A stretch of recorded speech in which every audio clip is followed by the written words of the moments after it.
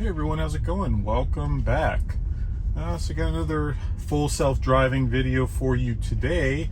This will be a little bit different. Instead of, kind of going over the specifics of how the drive is going, I'll be going over some EV news that's happening. I'll zoom this out just a little bit so y'all can see everything. But yeah, let's get started.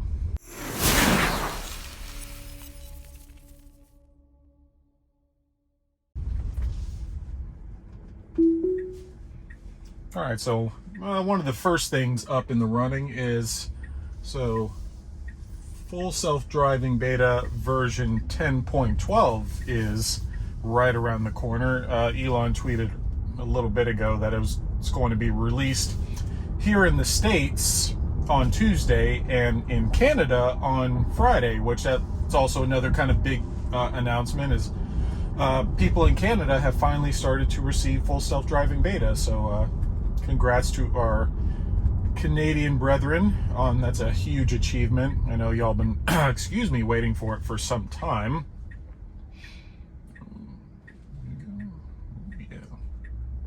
But next is another big achievement is Tesla Giga Berlin has finally received approval to begin producing vehicles.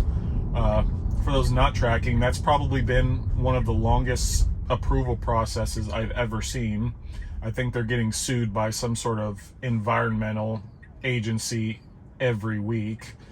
So finally, the fact that they finally got approval to begin building vehicles is awesome.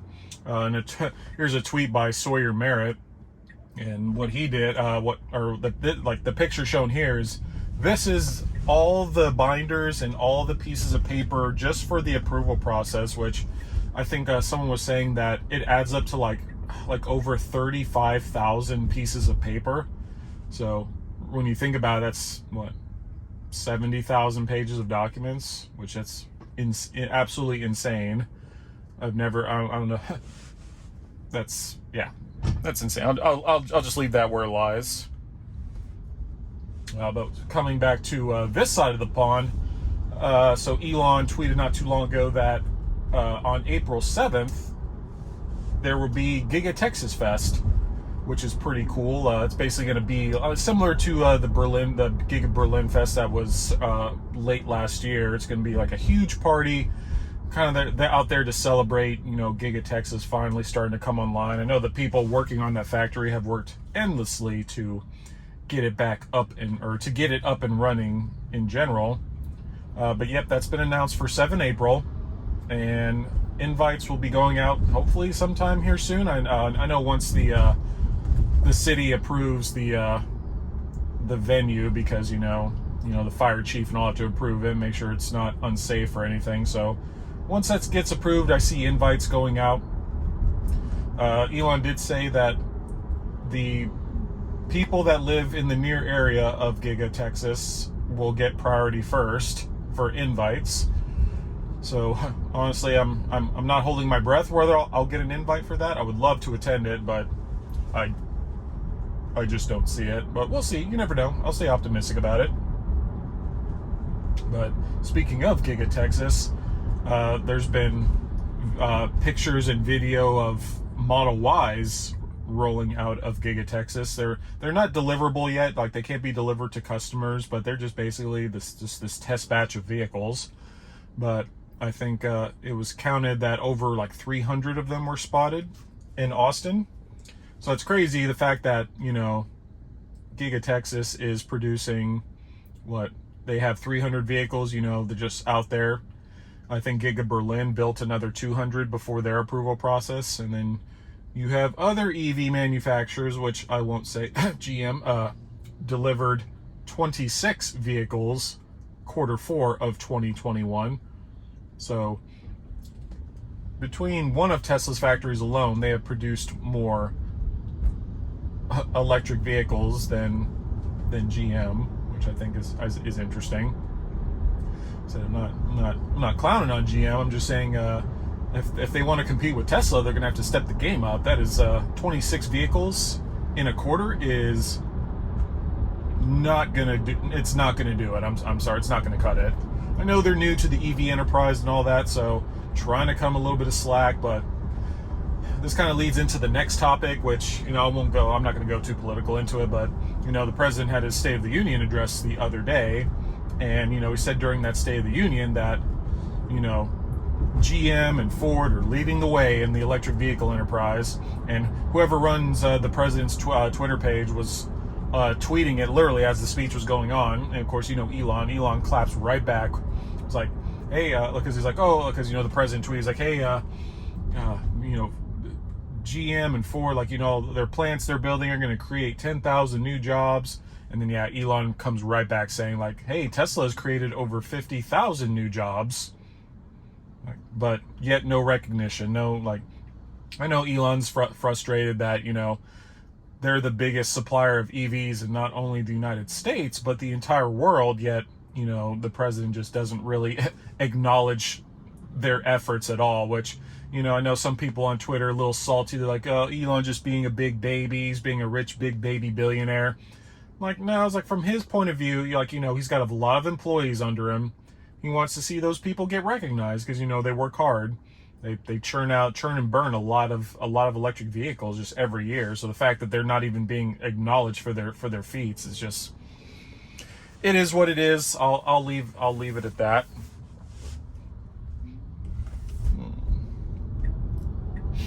But I see the demand for electric vehicles being even more on the rise than they already are, especially with the current prices in gas.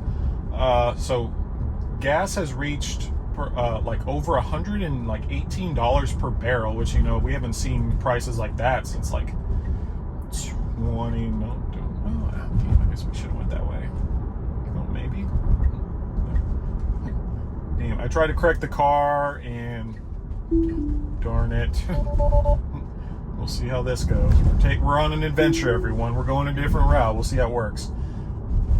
But yeah, so gas is over $118 a barrel, which we've seen skyrocketing gas prices, which that's due to us kind of not buying as much oil from Russia and all that, especially with the crazy crap in Europe going on. So we tried to lessen our demand on oil from Russia.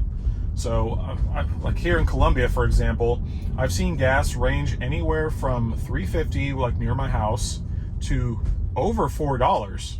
My buddy sent me a Snapchat the other day, and he said gas near his house was $4. Like, I've never seen that in Columbia, South Carolina. I remember late 2020 to early 2021. That's the lowest I've ever seen gas. It was like $1.50, which that doesn't really matter to me, but I know it matters to everyone else, because going from $1.50 all the way to roughly $3.50 to $4 is nuts. Which I know, I guess we can't complain here, especially when you're seeing places more on the West Coast that we've seen those skyrocketing to the highest they've ever been. I got a bunch of buddies stationed in Vegas. He sent me a picture of him at the gas pump, and it was $4.50 in Vegas. It's the highest I've ever seen. Places, some certain cities in California, like LA, San Francisco. I think San Francisco's reported the first ever averaging price of gasoline per gallon at $7. LA is around $6. I know some of the lower cities are around the $5.50, $6 mark. So yeah, like the price of gasoline is pretty nuts right now. So the question is, what will that do in terms of EV demand? Like I said, I see it going skyrocketing. But of course, Tesla's even having trouble meeting demand as it is. So it's a very good time for Berlin and Giga Texas to come online, because Berlin can finally start supplying Model Ys and to Europe, while Texas will primarily can shift focus to like the east coast of the US. Fremont can deliver Model Ys and other Tesla vehicles, but yeah, we'll see how this plays out here in a little bit. I'm very curious with gasoline how that works out.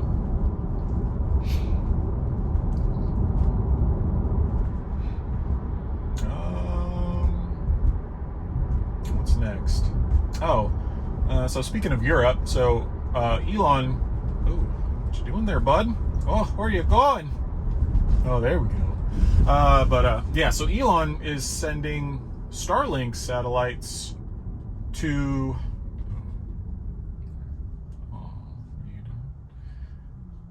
your car broke down or something? Uh-oh. Well, this will be interesting. I don't think the Model Y is going to do anything. I don't think it sees that this car has their caution lights on. Like normally, you know, I would go around, but I can't. Or I don't think the car will. But yeah, while we're waiting here at the light, so yeah, Elon sent Starlink satellites to... Holy cow, is that for real? Jesus. So he sent Starlink satellites to Ukraine. Oh, never mind. His car works. He just has his flashers on for some random damn reason. Yeah, we'll pause the Starlink satellites. If you can see that, that is $4.38 per gallon here in South Carolina. I'm gonna throw up.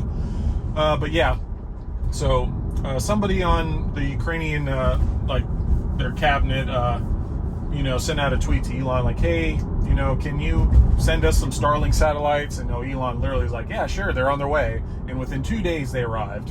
So that's pretty cool.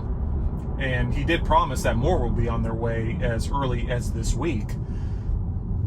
Because, you know, with everything going on over there, you know, their telecommunications have been severely crippled. So with Starlink satellites, that will help, which speaking for myself, I have a Starlink and it's great. It's awesome.